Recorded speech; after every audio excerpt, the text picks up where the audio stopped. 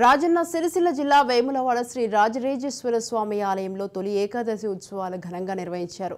శ్రీ స్వామివారికి మహాన్యాసపూర్వక ఏకాదశ రుద్రాభిషేకం నిర్వహించారు. అనంతరం 24 గంటల పాటు అఖండ భజన కార్యక్రమాలు నిర్వహించారు.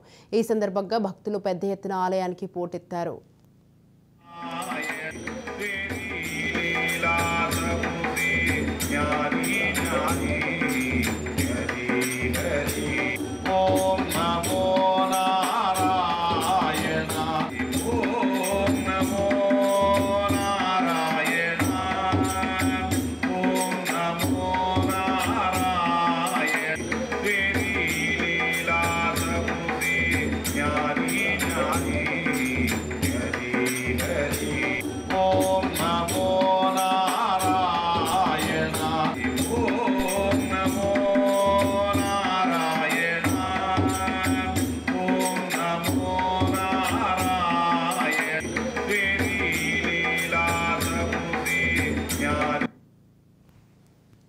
ఈరోజు ఆషాఢ శుద్ధ ఏకాదశి దక్షిణాయనం ప్రారంభము.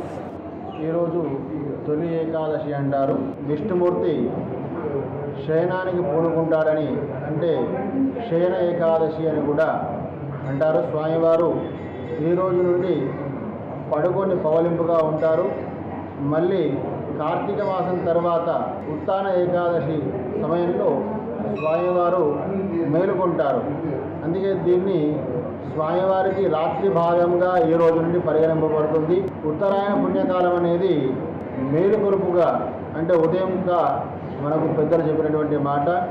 ఈ రోజు నుండి స్వామివారిని ఎవరైతే దీక్షగా 4 నెలల పాటు అర్చిస్తారో వారికి స్వామి యొక్క సంపూర్ణమైనటువంటి అనుగ్రహం ఉండి మనం కోరుకునే కోరికలు ఏదైనప్పటికీ కూడా ఇహపర సుఖములను కలిగించేటువంటి మోక్ష సాధనంగా ఈ ఏకాదశి చెప్తూ ఉంటారు.